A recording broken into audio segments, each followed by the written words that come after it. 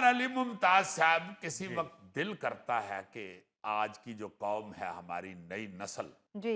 इनको बताया जाए कि हमारे यहाँ बहुत बहुत बड़ा आदमी हुआ है, हाँ, अपने हीरोज का बताया जाए। बिल्कुल। अब चूंकि हीरोज ही बड़े कम रह गए हुए हैं और ऐसा को उनकी कारकर्दगी ऐसी रही नहीं है हम जैसों की कि कोई डिस्कस हो। हाँ जी। मगर जो हमने देखे हुए हैं अपनी आंखों से, जिनकी सोबत में रहे हुए हैं जी, जी। और जिनका हमें पता है, बल्कि सारी दुनिया को पता है कि ये हाँ बहुत बड़े लोग हुए, जी।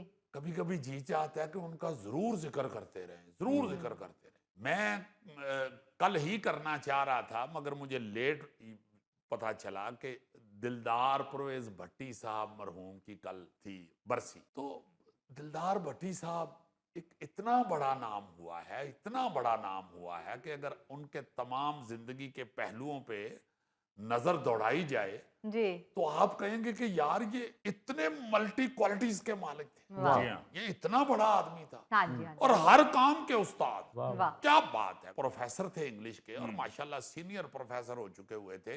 अच्छा। यहाँ बागबानपुरा कॉलेज में भी पढ़ाते रहे, फिर सिविल लाइन कॉलेज में भी पढ़ाते रहे। वाह जी वाह! तो हम लोगों ने तो उनको बचपन में देखा ना जी।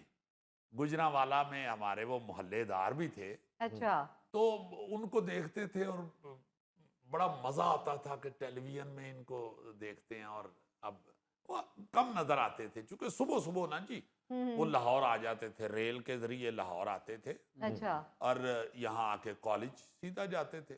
जाहिर है कॉलेज 8 बजे का टाइम, तो वहां से वो अंधेरे में ही निकल आते थे। सही। ज्यादा उनको हमने जो देखा और मिले ना जी, वो इस फील्ड में जब आए हैं तो उस वक्त टेलीविजन पे।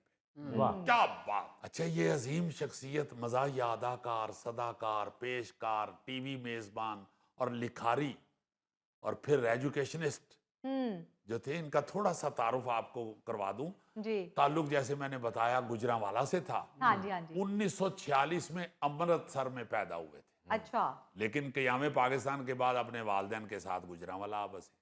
सही। अंग्रेजी अदब में मास्टर्स किया हुआ था। वाह! गवर्नमेंट कॉलेज गुजरांवाला के साबिक तालिब इल्म थे, हुँ। जहाँ पे मैं भी पढ़ा हुआ हूँ। अच्छा। कॉलेज में ही दौरान तालीम इनके मज़ाहिया अंदाज और बरजस्तगी को देखते हुए हाँ जी। सारे इनकी तरफ तवज्जो देना शुरू हो गए। अच्छा। कॉलेज में जो मुनक़द होती थी ना जी तकरीबात, जी, जी सर।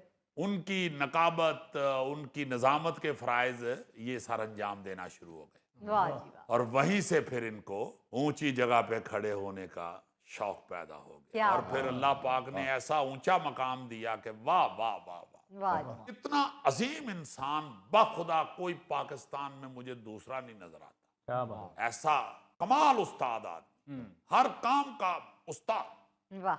क्योंकि एजुकेशन से मैं बता रहा हूँ कि थे ही उस्ताद, हाँ जी, हाँ जी। एजुकेशन से वाबस्ता थे। उसके अलावा कंपेयरिंग की है तो ऐसी क्लासिक, ऐसी कमाल कि आपको उसका एक छोटा सा जो है ना जी वाकया सुना देता हूँ तो आप कहेंगे कि यार वाकई बहुत बड़े आदमी थे। जी। नीलाम घर जो है ना जी, उसकी शायद कोई 100 शो पूरे हुए थे या 200 शो पूरे हुए थे। अच्छा। तो नीलाम घर की एक जो रिकॉर्ड हुआ ना जी, वो 200 शो पूरे होने पे या 100 सेंचुरी पूरी होने पे, हाँ जी, हाँ जी। तो उसको सेलिब्रेट किया गया। अच्छा। और उसमें पीटीवी वालों ने कहा कि इसमें तारक अजीज साहब को मेहमान के तौर पे बिठाया जाए या चीफ गेस्ट के तौर पे बिठाया जाए। वाह, सही। तो उन्होंने कहा जी फिर करेगा कौन। हाँ। तो तारक अजीज साहब के मुंह से एकदम निकला कि दिलदार भट्टी साहब। वाह, वाह जी उन्होंने वाह! कहा ये शो जो है मेरा, क्योंकि बहुत बड़ा शो था नीलाम का। हाँ जी सर। और भट्टी साहब भी उसी तरह मुसलसल उनके मुकाबले पे शो करते रहे। पहले मेला के नाम से किया और वो शो भट्टी साहब का बहुत से नामों से हुआ, पंजनद, मेला, टाकरा, दिलदार शो, नाम उसके चेंज होते रहे मगर कंटिन्यू वो होता रहा। वाह जी वाह! वो चूंकि पंजाबी जुबान का था जी। और देखो इंग्लिश के उस्ताद, हाँ। और चूंकि पंजाब के वो सपूत थे, इसलिए पंजाबी जुबान की पजीराई के लिए, पंजाबी जुबान की तशहीर के लिए मुसलसल पंजाबी शो ही किया। क्या बात! हालांकि पाकिस्तान के वाहिद वो आदमी थे, वाहिद ऐसे शख्स थे, पंजाबी, उर्दू, इंग्लिश, वाह, तीनों जुबानों में उनको ऐसा मलका हासिल था कि मैंने खुद देखा हुआ है। गवर्नमेंट कॉलेज के शो में, गवर्नमेंट कॉलेज ओल्ड रावियंस के शो में हाँ जी। ऐसे इंग्लिश में शुरू हुए हैं तो ऐसे लगा है कि कोई अमेरिका पहुंच गए वाह। लो में, और इतने अच्छे एक्सेंट में इंग्लिश बोल रहे हैं, चूंकि इंग्लिश के उस्ताद थे हाँ जी। और ऊपर से आर्टिस्ट थे, एक्टर भी थे, बिल्कुल। फिल्में भी की हुई हैं, टेलीविजन ड्रामा भी किया हुआ है, थिएटर भी किया हुआ है। मैंने थिएटर भी उनका देखा हुआ है।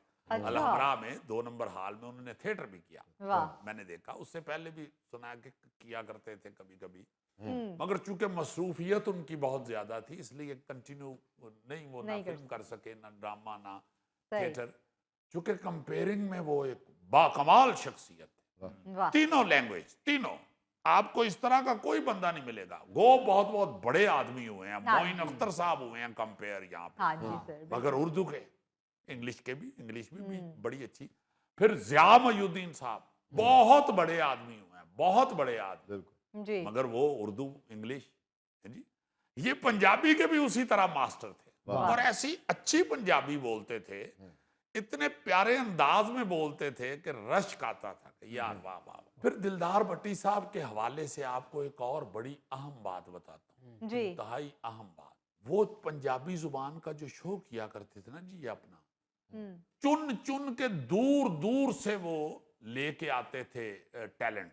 राइट। कहीं उनको पता चलता था, उनको कोई बताता था कि फलां गांव में एक लड़का है, उसको गाने का बड़ा शौक है, उसे कहते लाओ अच्छा। फौरन ले आओ नु। वाह। उसको उन्होंने गवाया। फलां बंदा जी कॉमेडी बड़ी अच्छी करता है, मगर वो बेचारे को अभी काम ले आओ नु।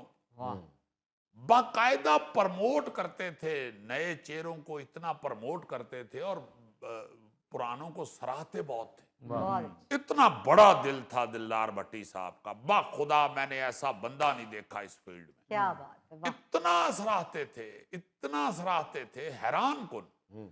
आपके गोश गुजार करता हूं मैं चंद वाकयात जिससे आप समझ जाएंगे कि मैं, वो एक मेरा सीरियल चला दिन, वो जिसमें मेरी ऐसे कंटिन्यूटी थी, अंदाजा करो। जी जी वो हल्का सा मैं उसमें लचक थी उस किरदार में, जी। तो वो अंदाजा करो उसकी कंटिन्यूटी थी। एक दिन मुझे फोन किया तो कहते हैं कि आज अखबार पढ़ी हो? मैंने कहा जी नहीं जी, अखबार तो नहीं पढ़ा। पढ़ अखबार, मेरा कॉलम पढ़। मैंने कहा अच्छा जी। हम बड़ा उनका अदब करते थे, वो बड़ा हमारे साथ प्यार दोस्ताना भी।